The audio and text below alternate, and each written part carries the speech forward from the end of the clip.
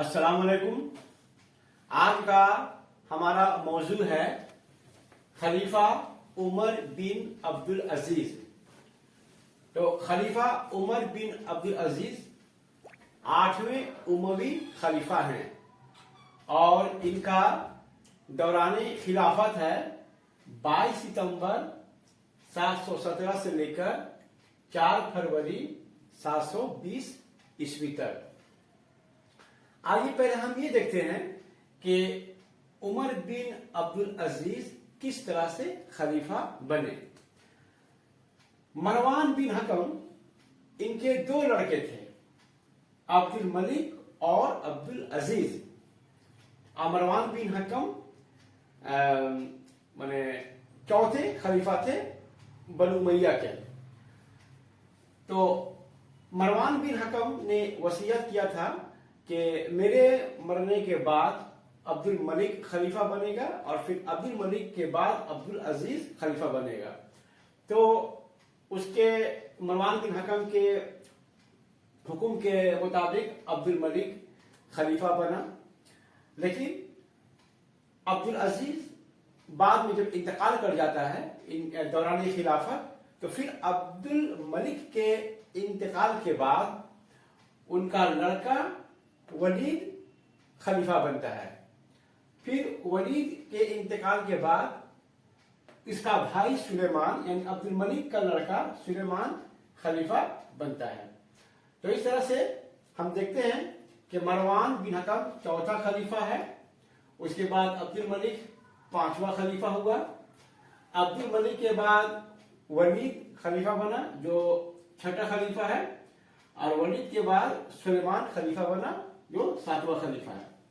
सुलेमान बिन अब्दुल मलिक के बाद फिर उमर बिन अब्दुल अजीज खलीफा बनते हैं।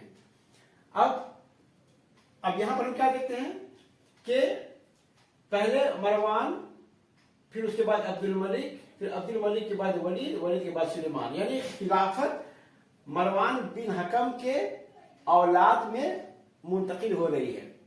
लेकिन सुलेमान के बाद खिलाफत जो है अब बराह रास्त अब्दुल मलिक के औलाद से मुंतकिल होकर अब्दुल अजीज के बेटे उमर बिन अब्दुल अजीज की तरफ मुंतकिल हो गई।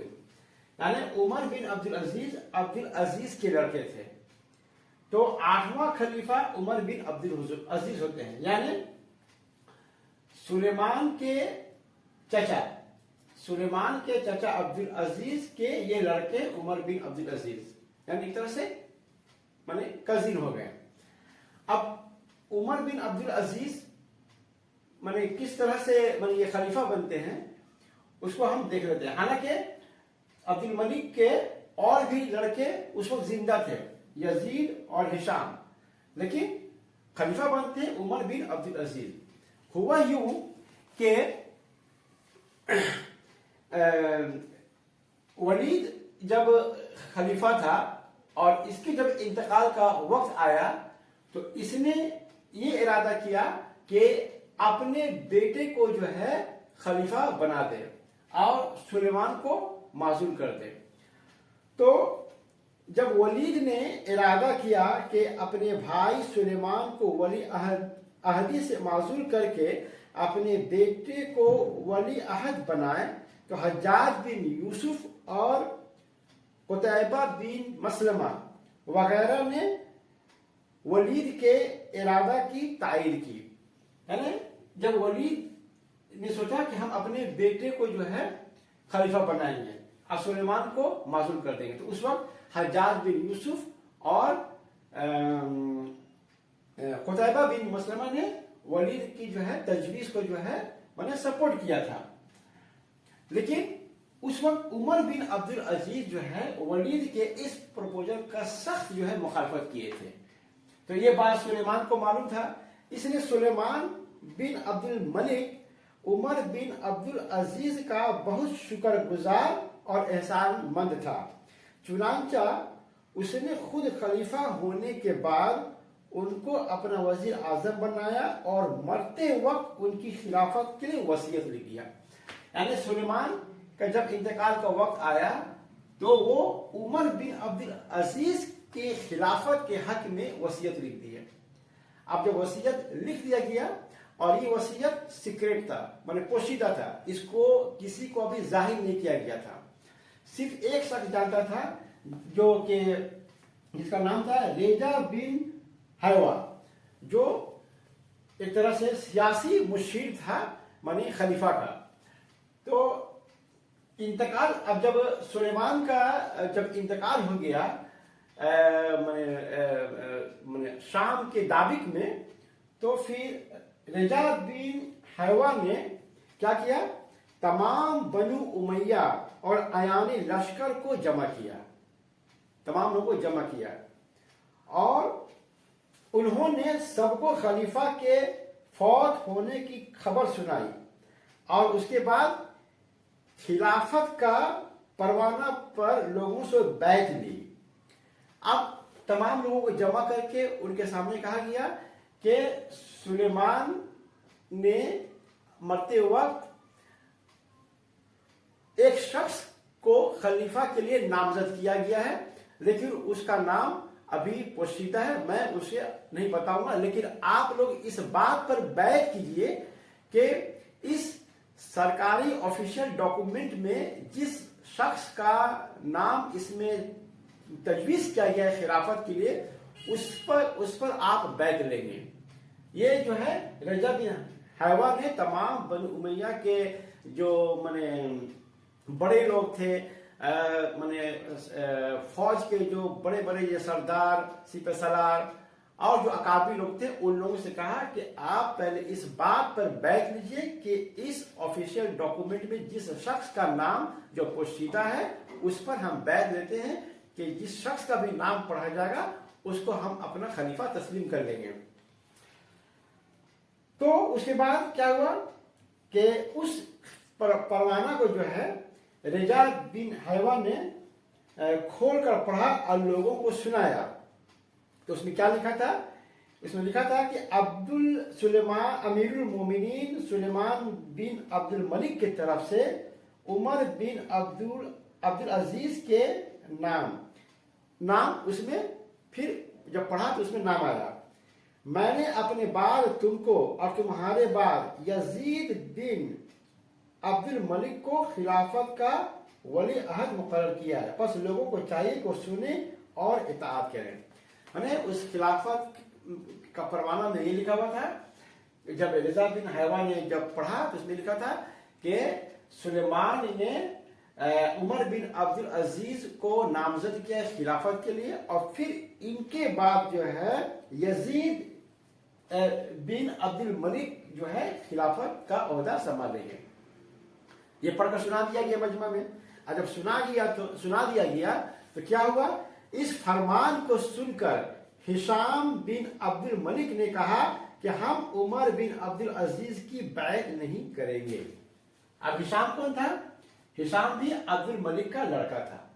تو عبد الملک کا لڑکا ہشام جو ہے مخالفت کرنے پر تیار ہو گیا کہ ہم عمر بن عبد العزیز کو خلیفہ ہم نہیں مانیں گے. مگر رجا بن حیوا نے جرات سے کام لے کر نہایت سختی سے فوراً جواب دیا کہ میں تمہاری گردن اڑا دوں گا.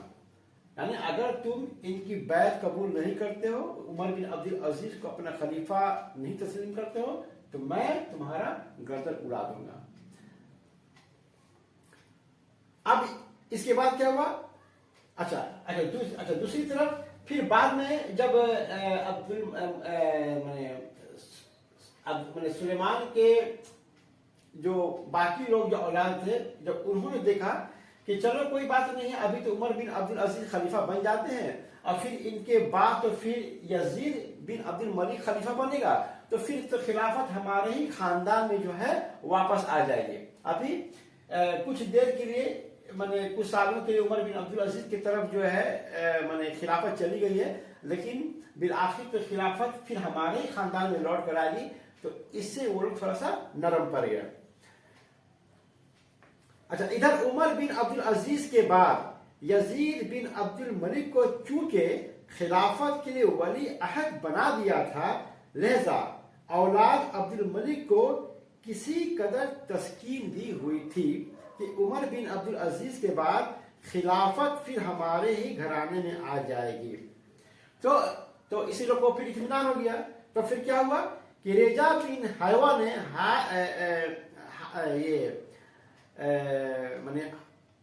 ہشام بن عبد الملک کو بلایا. ہشام بن عبد الملک کو بلایا کہ آ کر بیعت کرو. تو ہشام بن عبد الملک آیا اور بیعت کی. ہشام کی بیعت کے بعد سب لوگوں نے بخوشی خاطر بیعت کی اور اس طرح سے عمر بن عبد العزیز جو ہے خلیفہ جو ہے تسلیم کر لیے گئے. اچھا، بیعت کا مطلب کیا ہوتا ہے؟ بیعت کا مطلب یہ ہوتا ہے اطاعت کرنا. مانے اس میں کیا ہوتا ہے کہ خلیفہ سلیمان نے تو عمر بن عبد العزیز کو خلیفہ کے لیے نامزد کر دیا گیا ہے. یہاں پر ان کو خلیفہ بنانے کے لیے کسی سے نہ رائے کی گئی ہے، نہ کسی سے مشورہ کی گئی، نہ عوام سے مشورہ کیا گیا ہے، نہ کسی اکابر سے مشورہ کیا گیا. بس سلیمان نے ان کا نام تجویز کر دیا، نومینیٹ کر دیا اور یہ خلیفہ مقرر ہو گئے. اب صرف لوگوں کو بتلا دینا ہے کہ خلیفہ نے اپنے بعد عمر بن عبد العزیز کو خلیفہ مقرر کر دیا. اب آپ لوگوں کو صرف تسلیم کرنا، اطاعت کرنا ہے. اب آپ کی مرضی اور غیر مرضی کا کوئی سوال پیدا نہیں ہے. آپ کا ویلنگنیس اور ان ویلنگنیس کا کوئی سوال پیدا نہیں ہے. بس آپ کو تسلیم کر لینا ہے کہ ٹھیک ہے، سلیمان نے جس شخص کو خلیفہ نامزد کیا ہے اس کو ہم بھی خلیفہ مانتے ہیں، اور اگر کوئی خلیفہ نہیں مانے گا تو پھر بس اس کی یہی سزا ہے کہ اس کی گردن اڑا دی جائے گی. تو بیعت کا مطلب ہوتا ہے کہ جس کو خلیفہ بنایا گیا ہے اس کو تسلیم کر لینا اور پھر آگے جو ہے اس کی اطاعت کرتے رہنا. تو اس طرح سے عمر بن عبد العزیز جو ہے 8ویں خلیفہ جو ہے مقرر ہوئے. خلیفہ عمر بن عبد العزیز کا شمار خلفائے راشدین میں کیا جاتا ہے. ان سے پہلے 5 خلفائے راشدین گزر چکے ہیں. حضرت ابو بکر رضی اللہ عنہ، حضرت عمر رضی اللہ عنہ، حضرت عثمان رضی اللہ عنہ، حضرت علی رضی اللہ عنہ. یہ 4 خلفائے راشدین ہیں، اور ان کے بعد حسن رضی اللہ عنہ کو بھی جو ہے 5واں خلیفہ جو ہے خلیفہ راشد شمار کیا جاتا ہے. اور بالآخر عمر بن عبد العزیز کو بھی جو ہے اتفاق رائے سے جو ہے چھٹا خلیفہ راشد شمار کیا جاتا ہے.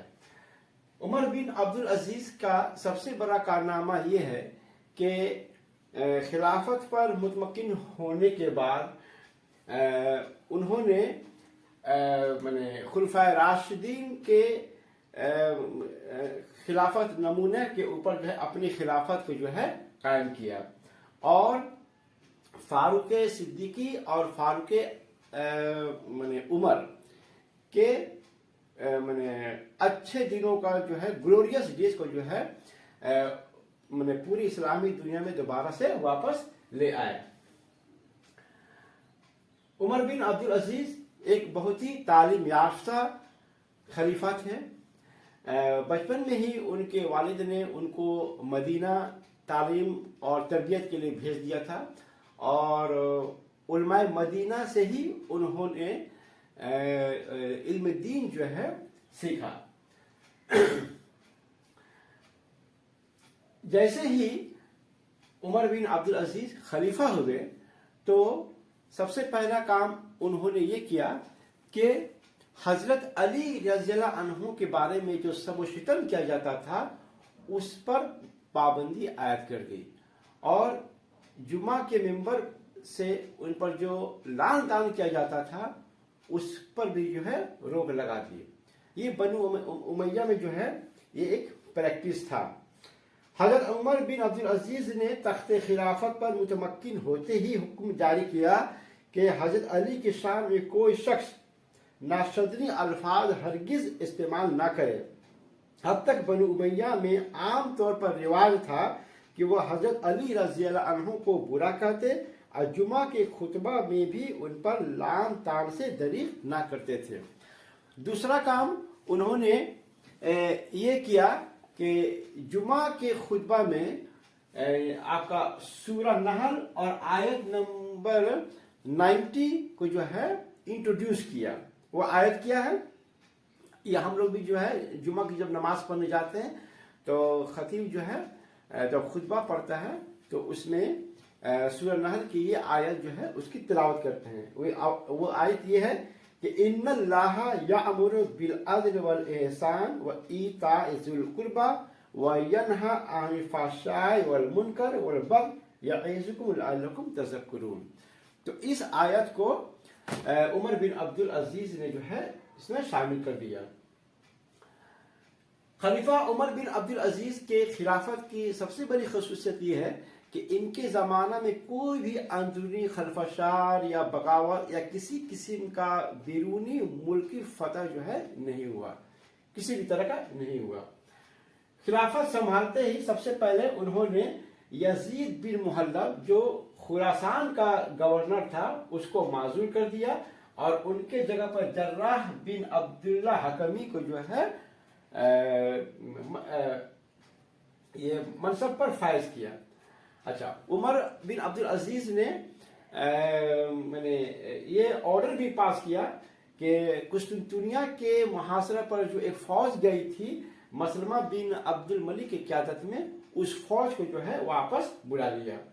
हजरत उमर बिन अब्दुल अजीज बहुत ही नेक, मुत्तकी, परहेजगार और खुदा तरस्त खलीफा थे। उन्होंने वो एक बहुत ही सादा जिंदगी बसर किए और ऐश व आराम से जो है बिल्कुल दूर रहे। वो बहुत ही सादा लिबास पहनते, यहाँ तक कि जब जुमा के दिन नमाज पढ़ाने के लिए जाते, मिंबर से खुतबा देते तो लोग देखते थे कि उनके लिबास में जो है पेबंद जो है लगा रहता था। अच्छा, इसके अलावा खिलाफत संभालने के बाद ही उन्होंने सब अपने सिक्योरिटी गार्ड्स को जो है मैंने माजूल कर दिया और पूरा का पूरा अल्लाह की जात पर भरोसा करने लगे कि वही जो है मेरा मुहाफिज है। उमर बिन अब्दुल अजीज को बिल्कुल जो है दौलत का जो है वो लालच नहीं था। जैसे ही वो खिलाफत संभालते हैं तो खिलाफत संभालने के बाद जो है अपनी बीवी फातिमा बिन्त अब्दुल मलिक, मतलब इनका निकाह खलीफा अब्दुल मलिक की बेटी फातिमा से हुआ था, तो अपनी बीवी फातिमा बिन्त अब्दुल मलिक से कहा कि तुम अपने तमाम जेवरात बैतुल माल में दाखिल कर दो वरना मैं तुमसे जुदाई इख्तियार कर लूंगा, क्योंकि मुझे किसी तरह से गवारा नहीं कि तुम और तुम्हारे जेवरात और मैं एक घर में रहूं। उनकी बीवी ने फौरन अपने तमाम जेवरात, जिनमें वह एक कीमती मैंने हीरा का अंगूठी भी था जो उनके वालिद ने उसे मैंने तोहफा के तौर पर दिया था, उसको भी जो है मैंने बैतुल माल में जो है जमा करवा दिया। अच्छा, फिर हजरत उमर बिन अब्दुल अजीज के वफात के बाद जब यजीद बिन अब्दुल मलिक खलीफा हुआ तो उसने फातिमा बिन अब्दुल मलिक से कहा कि आप चाहें तो अपने जेवरात बैतुल माल से वापस ले लें, लेकिन फातिमा ने जवाब दिया कि जिस चीज को मैंने अपनी खुशी से बैतुल माल में दाखिल कर दिया था, अब उमर बिन अब्दुल अजीज के बाद उसको कैसे वापस ले सकती हूँ। तो जैसा उमर बिन अब्दुल अजीज थे उसी तरह से उनकी नेक बीवी भी थी। हजरत उमर बिन अब्दुल अजीज से पहले जितने भी बनु उमैया के जो खुलफा गुजरे हैं उनकी एक ये आदत रही है कि वो अपने लोगों को माल व दौलत, नजराना, तहाइफ वगैरह उनको जो है हदियतन दिया करते थे। हजरत उमर बिन अब्दुल अजीज ने इस चीज पर पाबंदी लगा दी। हजरत उमर बिन अब्दुल अजीज की एक आदत ये भी थी कि वह जब अमूर सल्तनत के लिए जो है जब वो काम करते थे तो रात में जो है वो चिराग, बैतुल माल का चिराग जलाकर काम किया करते थे, लेकिन जैसे ही अमूर सल्तनत का काम खत्म हो जाता उनको कोई अपनी जाती काम करना पड़ता था तो बैतुल माल की चिराग को बुझा देते थे और खुद जाती चिराग जो है फिर रोशन कर लेते थे। खलीफा उमर बिन अब्दुल अजीज ने अरबी मुसलमान और अजमी मुसलमान दोनों के माबैन برابری کا حقوق رکھے. پہلے جو خلیفہ کے جو فوج ہوتے تھے اس میں جو عربی جو سپاہی ہوتے تھے ان کو اجمی سپاہیوں پر فوقیت حاصل تھی. اجمی سپاہیوں کو عربی سپاہیوں کے برابر میں مال غنیمت، جائیداد اور تنخواہیں جو ہے ایک جیسا نہیں ملتی تھی. لیکن عمر بن عبدالعزیز نے جو ہے عربوں اور غیر عربوں کے مابین میں جو ہے برابری شروع کیا. اچھا، اس سے پہلے جو غیر مسلم تھے ان کو تو جزیہ ٹیکس ادا کرنا پڑتا تھا، لیکن جب وہ مسلمان ہو جاتے تو اس کے بعد بھی ان سے جزیہ لیا جاتا تھا. تو عمر بن عبدالعزیز نے اس طریقے کو بھی جو ہے، اس رسم کو بھی جو ہے اس نے ختم کر دیا اور اعلان کر دیا کہ جو بھی غیر مسلم مسلمان ہو جائیں گے ان سے جزیہ نہیں لیا جائے گا. عمر بن عبدالعزیز ایک عادل حکمران تھے. ان کا نظام ایک عادلانہ نظام تھا. انہوں نے ذمیوں کے حقوق کی جو ہے حفاظت کی. انہوں نے عاملوں سے کہا کہ ذمیوں کے ساتھ جو ہے نرمی کا برتاؤ کیا جائے اور ذمیوں میں جو غریب اور نادار لوگ ہیں ان کے لیے جو ہے روزی روٹی کا بندوبست جو ہے کیا جائے. ایک مرتبہ ایک مسلمان نے زبردستی ایک ذمی کا گھوڑا چھین لیا کیونکہ اسے ایک کوئی جو ہے سرکاری کام پر جانا تھا. تو اس کے اوپر جو ہے عمر بن عبدالعزیز نے اس مسلمان کو جو ہے اس جرم کے لیے 40 جو ہے کوڑے لگائے. اسی طرح سے ایک مرتبہ عمر بن عبدالعزیز نے ہشام بن عبد الملک اور عیسائی دونوں کو ایک کیس کے متعلق جو ہے ایک ساتھ جو ہے کھڑا کر دیا. حالانکہ ہشام بن عبد الملک کو یہ جو ہے بہت برا لگا، لیکن عمر بن عبدالعزیز نے اسے ڈانٹا نہیں. ایک مرتبہ ایک مسلمان نے ایک ذمی کو قتل کر دیا. عمر بن عبدالعزیز نے کیا کیا کہ اس مسلمان قاتل کو ذمی کے جو ورثہ تھے اس کے حوالے کر دیا، چاہے تو وہ اس کا قصاص میں بدلہ لے یا تو اسے دیت دے کر جو ہے اسے معاف کر دے. لیکن خیر بعد میں جو ہے اس مسلمان قاتل کو جو ہے پھر قتل کر دیا گیا. عمر بن عبدالعزیز کا یہ ماننا تھا کہ ایک خلیفہ اور ایک عام آدمی میں بس اتنا ہی فرق ہے کہ اگر کوئی عام آدمی خلیفہ کو گالی دیتا ہے تو خلیفہ چاہے تو بدلے میں جو ہے اس جو ہے شخص کو جو ہے گالی دے سکتا ہے. بس اتنا ہی کا جو ہے فرق تھا. ایک مرتبہ کیا ہوا کہ عبد الملک کو یہ جو خلیفہ سلیمان بن عبد الملک کو عمر بن عبدالعزیز نے ایک خارجی کے قتل سے منع فرمایا اور ان کو رائے دی کہ اس وقت تک قیدی کو قید رکھے جب تک یہ توبہ کرے. سلیمان نے اس خارجی کو بلایا اور کہو کہ بولو اب کیا کرتے ہو. اس نے کہا اے فاسق ابن فاسق پوچھ کیا پوچھتا ہے. سلیمان نے کہا عمر بن عبدالعزیز کے رائے سے مجبور ہوں. پھر ان کو بلایا اور کہا دیکھو یہ کیا کہتا ہے. خارجی نے پھر انہی الفاظ کی اعادہ کیا. سلیمان نے کہا بتاؤ اب اس کے لیے کیا کہتے ہو. حضرت عمر بن عبدالعزیز نے کسی قدر خاموشی کے بعد کہا کہ امیر المومنین جس طرح اس نے آپ کو گالی دی ہے آپ بھی اسے گالی دیجیے. خلیفہ سلیمان نے کہا نہیں یہ مناسب نہیں ہے. چنانچہ حکم دیا کہ اس کو قتل کر دیا جائے اور وہ قتل کر دیا گیا. تو یہ خلیفہ عمر بن عبدالعزیز کا اپنا ایک سوچ اور فکر تھا کہ ایک عام آدمی اور ایک خلیفہ کے بیچ میں کیا فرق ہے.